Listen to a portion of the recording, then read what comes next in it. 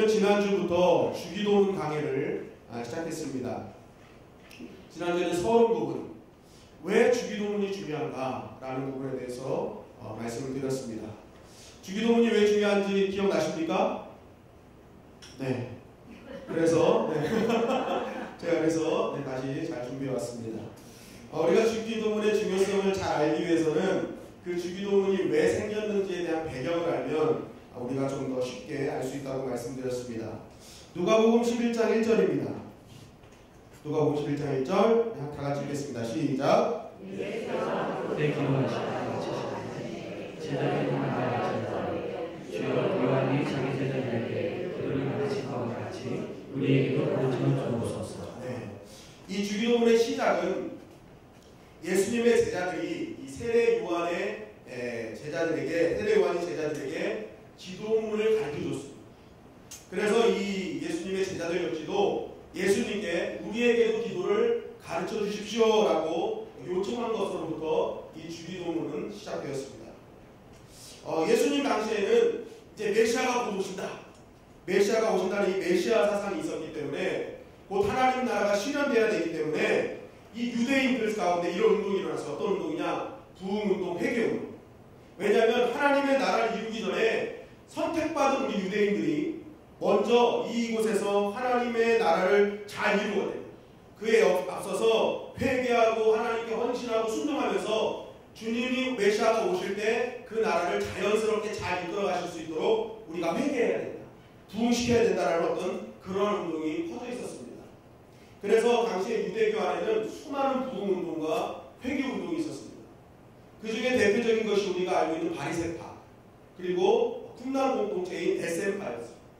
그리고 오늘 말씀 나오는 것처럼 세례 요한파, 세례 요한도 부흥운동의 그런 어떤 한 무리였습니다. 그런데 중요한 것은 이 부흥운동, 회개운동을 앞선 이 단체들, 무리들은요, 자신들만이 갖고 있는 슬로건이 있었습니다.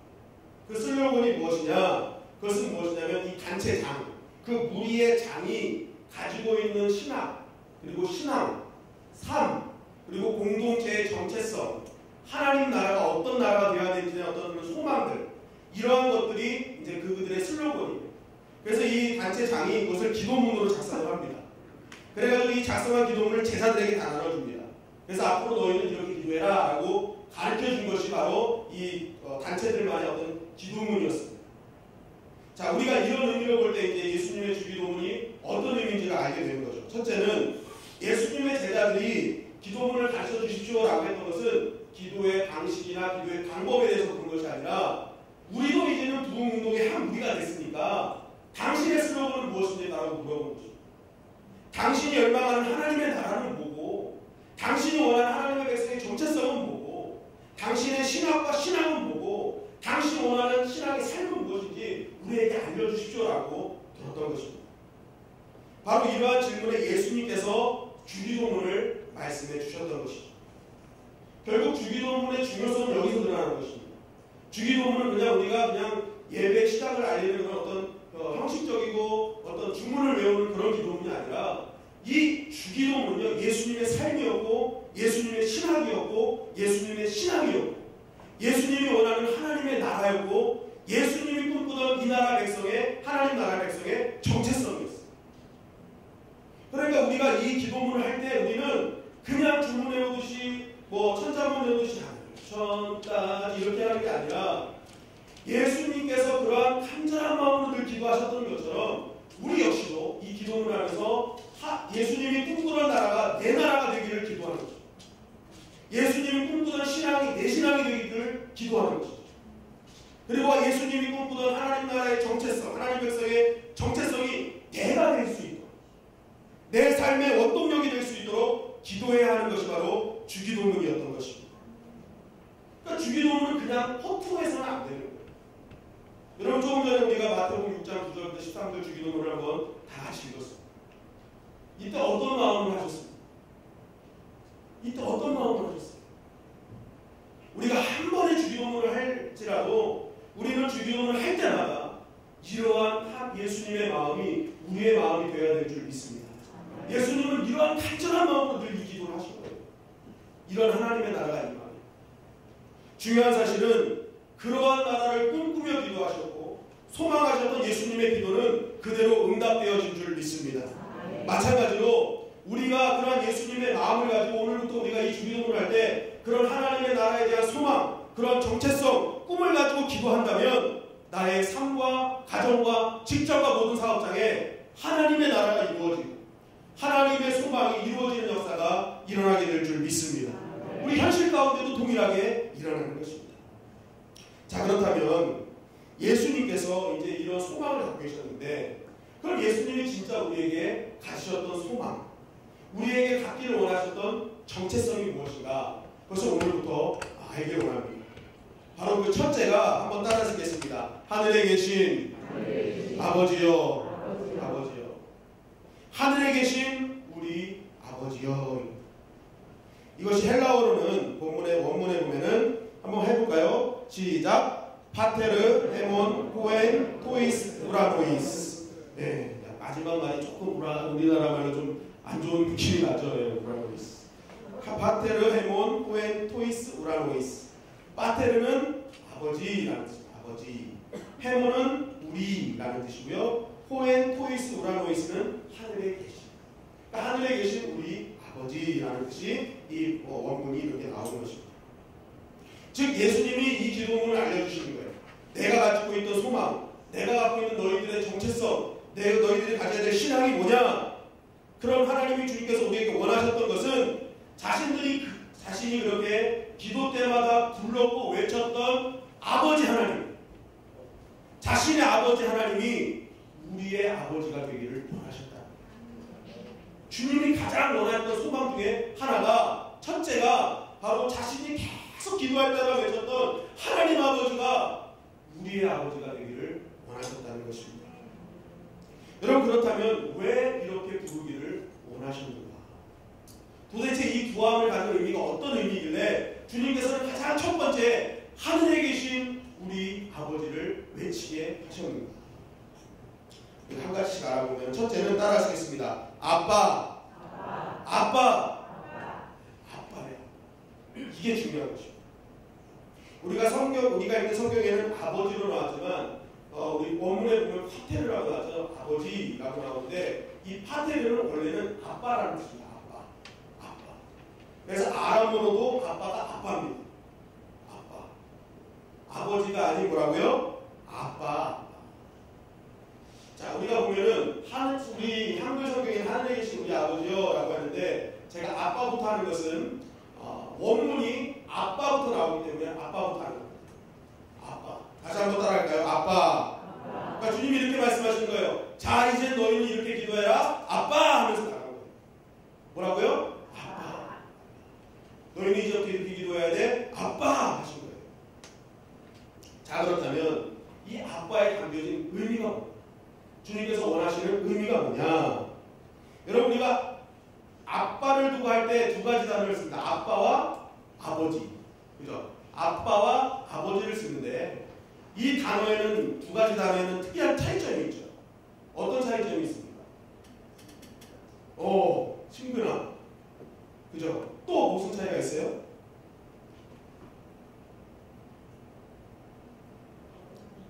어린아이 같은 믿음. 굉장히 좋은 말씀들 하셨는데 맞습니다. 아빠는요, 장성하지 못한 자녀들. 그러니까 자녀에게는 이제 나중에 말씀드리지만 자녀에게는 뭐가 있어요? 어릴 때는 자녀의 권리만 있습니다.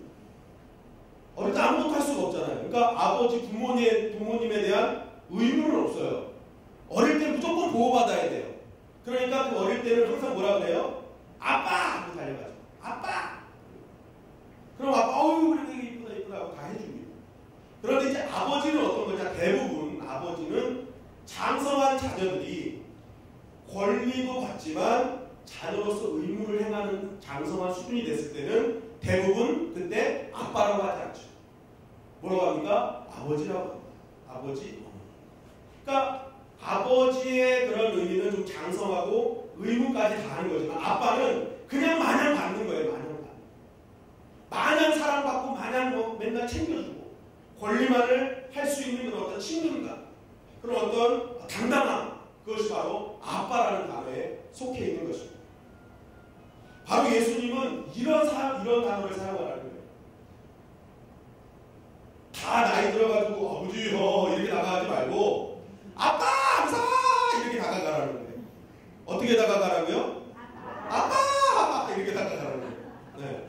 아버지요 이렇게 나가지 말고 아빠 하면서 까르르 하면서 달려가라는 거예요.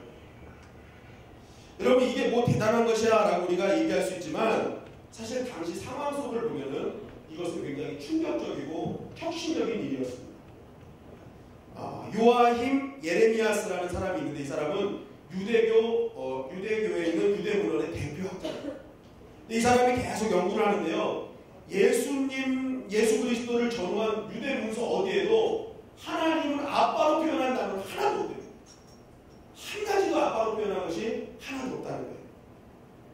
왜냐하면 유대인들이 생각하는 하나님은 거룩하시고 초월적인 하나님이기 때문에 이들은 그냥 아빠로 단순하게 다가갈 수 없는 그러한 분이기 때문에 이 유대인들은 함부로 친근하지 아빠로 다가갈 수 없는 자들이라는 거예요. 그리고 이러한 호칭은 유대 신학 속에도 들어가면 절대로 할 수 없는 거예요. 왜냐하면 실제적으로 이들은 성경에서 하나님, 엘로힘이라는 단어가 나오면요, 엘로힘이라고 하지 않았어요. 그냥 가만히 그냥 엘로힘이라는 단어만 보고 말을 하지 않거든요. 아니면 그 하나님이라는 단어를 다른 단어로 대체합니다. 그게 뭐냐면 복이라는 단어로 대체하고 그게 우리가 잘 아는 아도나이라는 단어로 대체하기도 합니다. 그리고 이것이 이제 70인역으로 번역된 헬라어에는 퀴리오스라는 단어를 사용합니다. 그러니까 엘로힘이라는 단어, 하나님이라는 이 절대적인 단어는 절대 사용하지 않아요. 그러니까 이 하나님에 대한 그 경외심이 얼마나 대단한지를 우리는 알 수 있죠. 그러니까 그만큼 어미하신 하나님 앞에 아빠 하고 다가갈 수 있는 그러한 신학적인 근거도 없고 그렇게 할 수 없는 그런 유대인들이었다는 거예요. 우리가 구약 성경을 보면은 실제적으로 사실은 하나님 아버지라는 단어를 쓴 그런 구절들이 많이 있습니다. 우리 한 절씩 볼까요? 신명기 32장 6절입니다. 자, 우리 한번 다 같이 읽겠습니다. 시작. 그래서 지혜 없는 것은 여호와께 같이 대답하느라 그는 내 아버지시고 너를 지으시니가 아니시니라. 그가 너를 만드시고 너를 세우셨도다. 이사야 63장 16절입니다. 시작. 주는 우리 아버지시라. 아브라함은 우리를 모르고 이스라엘은 우리를 인정하지 아니하였다고. 여호와 주는 우리 아버지시라. 옛날부터 주의 이름을 우리의 교섭자라 하시더라. 말라기 1장 6절입니다. 시작. 내 이름을 메시아냐 찾으라. 나 만군의 여호와가 너에게 이르기를 아들을 그 아버지를 죽은 그 주인을 부정하나니 내가 아버지일진데 나를 공경하며 어디 있느냐. 내가 주인일진데 나를 두려워하며 어디 있느냐 하나 너희는 이르기를 우리가 어떻게 주의 이름을 메시아냐니까 하는구나. 네, 그 위에도 아버지라고 말하는 단어가 굉장히 많아요. 그런데 여기서 우리가 알아야 될 것은 하나님도 당신을 아버지라고 하고 여기 성경의 기자들도 다 아버지라고 부르지만 이들이 말하는 아버지는 부모와 자식 간의 관계를 향한 아버지가 아니라 이들에게는 창조자 구원자의 뜻으로 정해진 아버지라는 거예요. 그러니까 이들에게는 아빠라는 단어를 사용할 수 없는 거예요. 이분은 창조자요 구원자이기 때문에 이들은 아버지라는 단어를 사용합니다. 그것도 함부로 사용하지 않죠. 왜냐하면 이들은 선택받은 민족이긴 하나 그것이 개인적인 선택이 아니라 민족적인 선택이었기 때문에 그건 항상 마음속에 있어요. 그러니까 개인적으로 친분적으로 다가가는 아버지가 아닌 거예요. 민족적으로 우리를 구원하신 아버지인 거예요. 그러니까 이들에게는 아빠라는 단어는 감히 사용할 수 없는 단어였던 거예요. 그런데 이러한 시대와 상황 속에서 예수님이 파격적으로 말씀하셨어요. 아빠라고 해요. 아빠라고 해요. 바로 이러한 것은 뭐냐면 막장 드라마에 나오는 출생의 비밀과 같은 것입니다. 출생의 비밀이에요.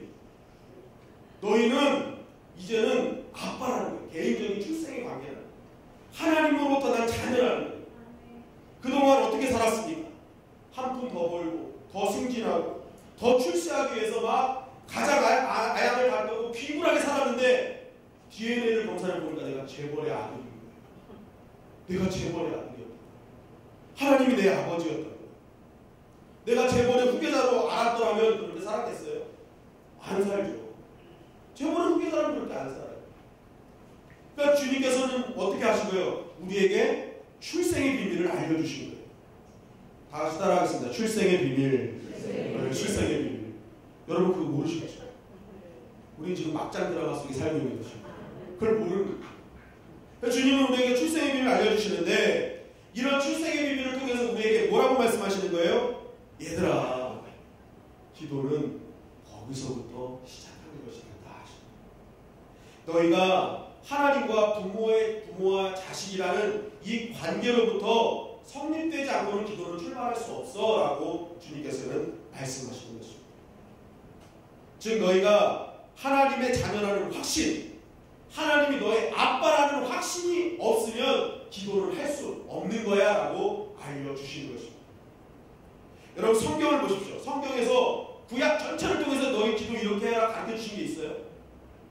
기도 이렇게 해라 가르쳐 주는 부분이 하나도 없어요. 너희는 이렇게 기도하라 본문은 여기밖에 없습니다. 그런데 그 기도의 시작이 뭐예요?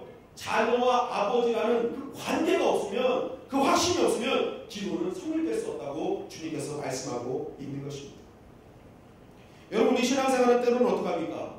이런 하나님과 자녀의 그런 약속의 관계로 나가야 되는데 계약적인 관계로 나갈 때가 있어요. 계약은 무엇입니까? 주인과 종의 관계죠. 내가 이렇게 계약을 하면 이 정도 일할 테니까 당신 이만큼 달라라는 게 계약 아닙니까? 또 우리가 신앙생활을 그렇게 해요. 하나님 내가 이만큼 했으니까 하나님도 이만큼 주십시오. 하나님 주실까요? 안 주실까요? 주셔요. 주세요. 일한 만큼 주세요. 일한 만큼만 주세요. 계약 관계입니다. 그런데 일하지 않아도 주시는 관계가 있어요. 어떤 관계예요? 자녀의 관계예요. 자녀는 일 안 해도 주신다니까요. 그냥 주신다니까요. 그게 자녀의 관계입니다. 여러분 누가복음 11장 5절부터 13절입니다. 누가복음 11장 5절부터 13절인데 우리가 말씀 한번 읽어볼게요. 다 같이 한 절씩 읽어가시겠습니다. 또 이르시되 너희 중에 누가 벗이 있는데 밤중에 그에게 가서 말하기를 벗이여 떡 세 덩이를 내게 구워달라. 그가 안에서 대답하여 이르되 나를 괴롭게 하지 말라. 문이 이미 닫혔고 아이들이 나와 함께 침실에 누웠으니 일어나 내게 줄 수가 없노라 하겠느냐.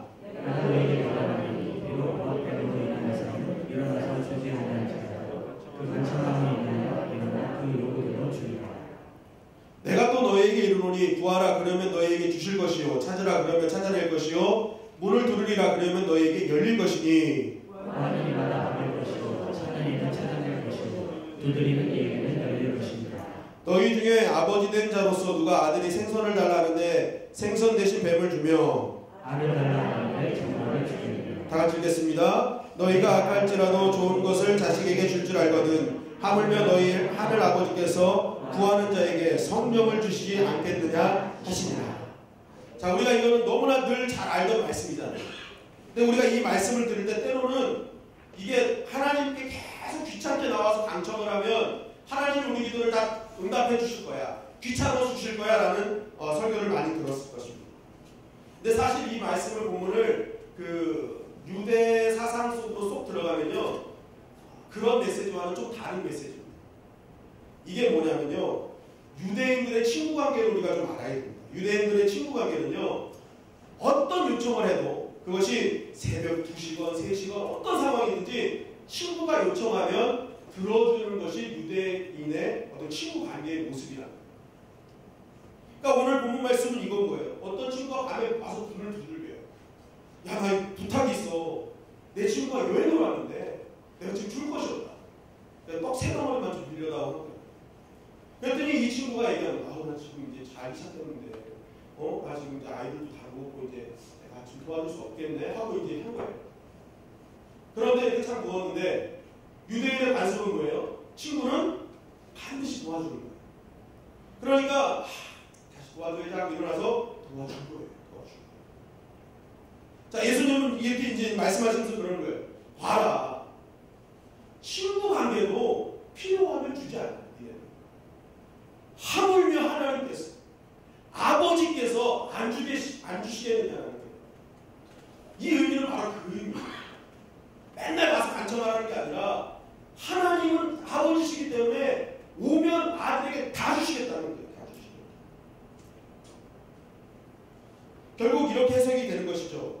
너희가 하나님과 부자지간으로 관계만 확인되면 무엇이든지 구하면 주시고 찾으면 찾게 되고 두드리면 열리게 될 것이다.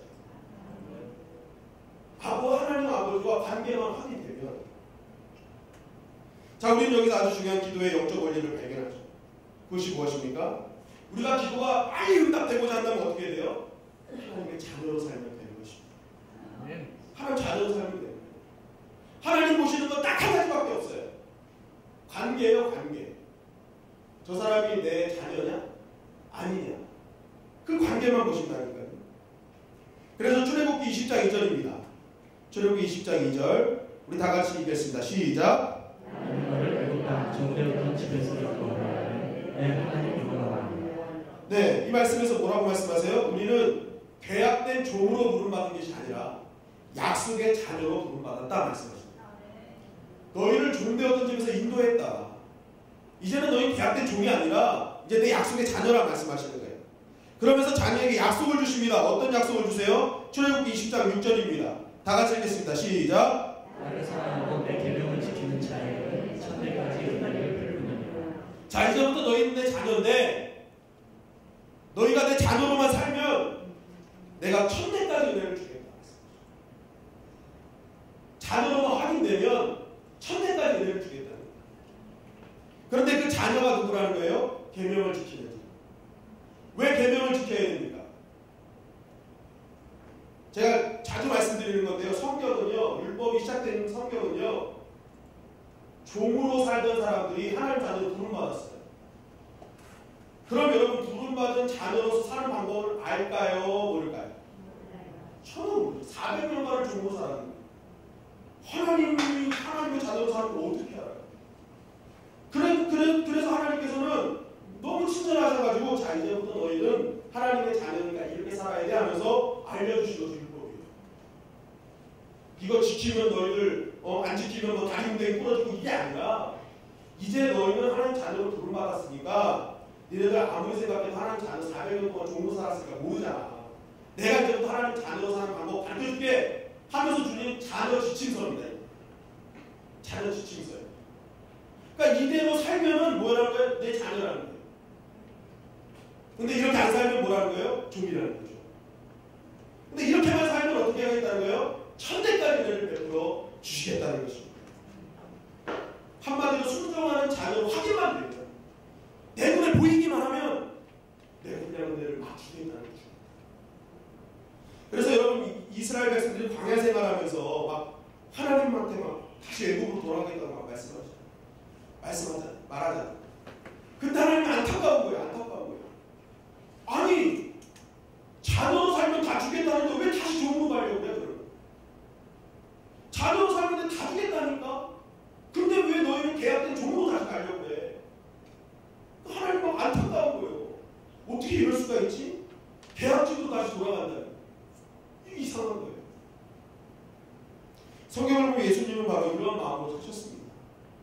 여러분, 예수님께서 겟세마네 동산의 십자가에서 왜 그토록 처절하게 울고 아파하셨습니까? 고통의 아픔도 있으셨을 거예요. 그러나 진짜 아픔은 무엇입니까? 바로 그동안 뗄래야 뗄 수 없었던 하나님 아버지의 관계가 죄로 인해서 등을 돌려야 했기 때문이었습니다. 하나님 아버지의 관계, 아버지와 자신의 관계가 등을 돌려야 하니까 주님은 그 관계의 단절에 아파하신 거죠. 너무너무 힘들어하신 거예요. 자녀로 살면 이기는, 자녀로 살지 못합니다. 여러분, 우리는 자녀의 자리를 빼앗기지 말아야 될 줄 믿습니다. 십자가의 보혈로 우리에게 주신 자리라는 거예요. 자녀의 자리가 그렇게 귀한 자리입니다. 그런데 우리는 이 귀한 자리를 너무 하찮게 여기는 거예요. 자동적으로 하나님의 은혜가 누려지고 자동적으로 하나님의 복을 누릴 수 있는 이 자리를 너무나 쉽게 포기해버린다는 것이죠. 이 자리만 지키면 얻을 수 있는, 이 자리만 지키면 된 것입니다. 여러분, 저에게는 사랑스러운 두 아들이 있습니다. 잘 아시겠지만 호준이, 희준입니다. 호준이, 희준인데 세상을 살다 보니까요, 우리 아이들보다 더 잘 잘생긴 아이들 되게 많더라고요. 저는 우리 애들이 제일 잘생긴 줄 알았어요. 제일 똑똑한 줄 알았어요. 막 한 살 때 걷기 시작할 때, 야, 이 아이는 천재다. 이 아이는 정말 대단한 아이다. 막 기억 니은 디귿 니을 막 뜰 때, 야, 이런 아이거든요. 저는 우리 아이들이 최고인 줄 알았어요. 살다 보니까요, 저희 아이들보다 더 똑똑한 애들도 많아요. 그런데요, 저는 저희 아들보다 잘생기고 똑똑해도 저는 제 아들들과 삽니다. 제 아들들과 삽니다. 그리고 앞으로도요, 어느 누구 똑똑한 아들, 정말 막 장동건같이 생긴 아들이 나한테 오더라고요. 어떤 아이가 수억짜리 돈다발을 들고 오면 좀 달라졌을 거예요. 수억의 돈다발을 나에게 막 들고 오더라도 저는 호준이랑 살 거예요.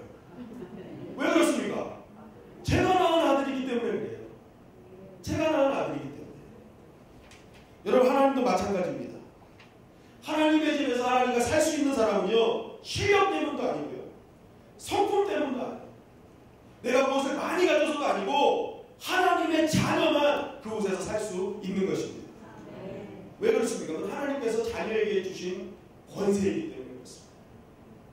그렇기 때문에 하나님을 아버지로만 부를 수 있다, 하나님을 아빠로만 부를 수 있다면 하나님은 절대로 거부하시지 않는 분입니다.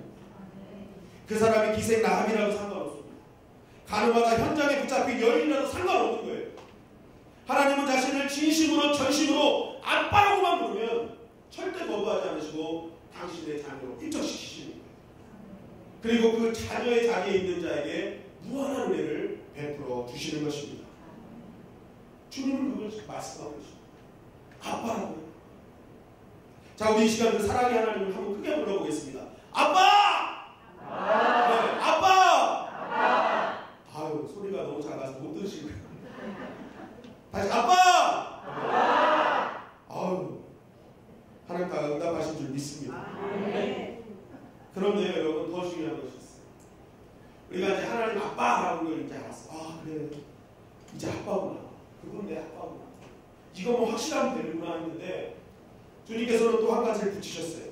그분이 어디에 계신 아빠다? 하늘에 계신 아빠다. 그냥 아빠가 아니라 하늘에 계신 아빠다. 이것이 왜 중요하냐? 여러분, 육신의 아빠는요, 땅에 있을 때만 잘해줄 수 있어요. 내가 생명이 내 코에 붙어있을 순간에만 내 자녀를 위해서 헌신할 수 있어요. 그런데 육신적인 아빠는 생명이 다하는 순간 자녀에 대한 모든 것을 해줄 수가 없어요. 제한적이고 한시적이죠. 주님은 그걸 말씀하시는 거예요. 그러나 하늘에 계신 아빠는 달라요. 하늘에 계신 아빠는 절대 다르다.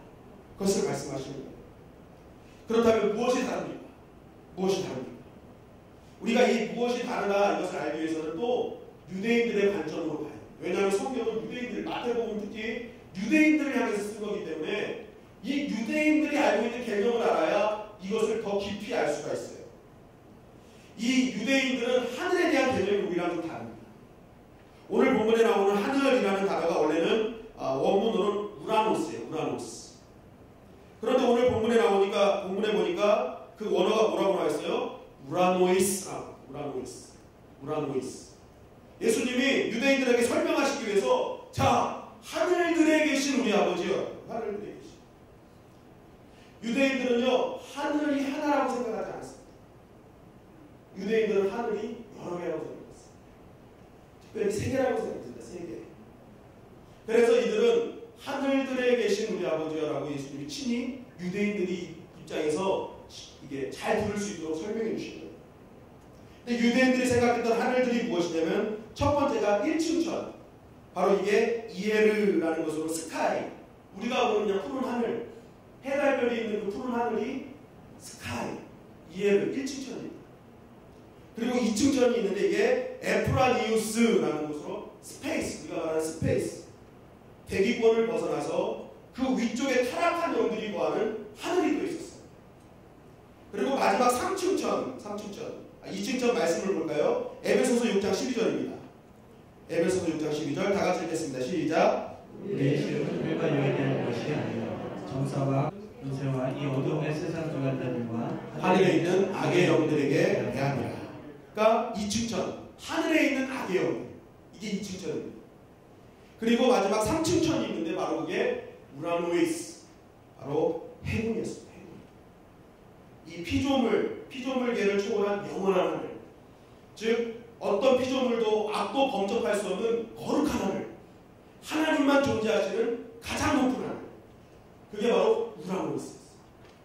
그런데 이 하나님은 우라노이스에서 1층천, 2층천, 3층천을 다 통치하고 계시고 어디서나 함께 계시는 하나님이라는 것을 유대인들은 깨닫고 있었던 것입니다.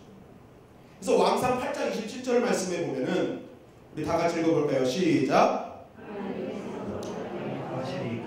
하늘과 하늘들의 하늘이라도 주를 용납하지 못하겠거든 하물며 내가 건축한 이 성전이 오리이까. 네, 하늘과 하늘들의 하늘이라, 하늘들 3층천 우라노이스가.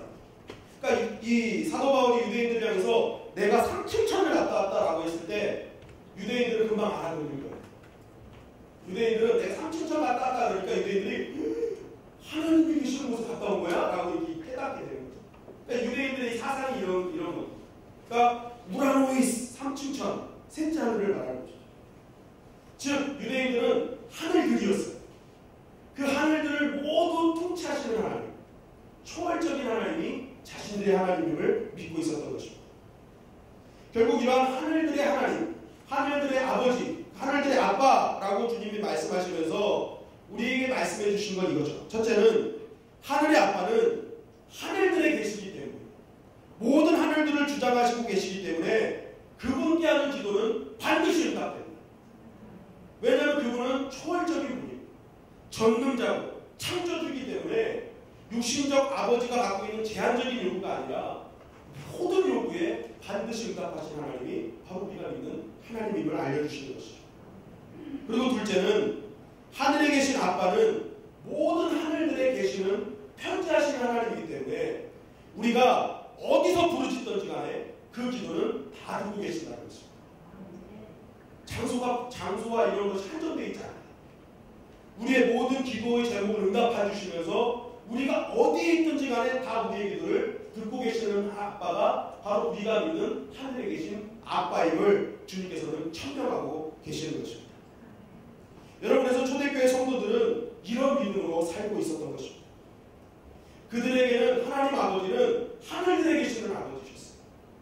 그러니까 어디서나 함께 계시는 분이시고 무엇이든지 응답해 주시는 하나님이 그들의 하나님이셨습니다. 그렇기 때문에 그들은 하늘들에 계시는 아빠를 믿었기 때문에 감옥 속에서도 하나님을 찾을 수 있었던 것입니다. 사자에게 물려뜯고 기름 속에 들어가는 그 순간에도 하나님께 기도했던 것입니다. 왜냐하면 믿는 하나님이 하늘들에 계신 하나님이셨기 때문입니다.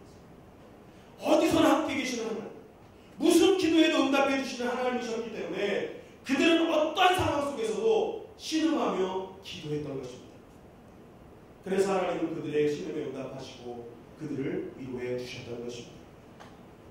그런 하나님을 이들은 믿었기 때문에 자신의 생명을 하늘들에 계신 하나님께 다 맡길 수 있었던 것입니다. 시편 24편 4절 다 같이 읽겠습니다. 시작. 사막의 음침한 골짜기로 다닐지라도 해를 두려워하지 않을 것은 주께서 나와 함께 하심이라. 주의 지팡이와 막대기가 나를 안위하시나이다. 유대인들이 갖고 있는 믿음이죠. 사망의 음침한 골짜기로 다닐지라도 두려워하지 않을 것. 주께서는 하늘들에 계신 하나님이시기 때문이다.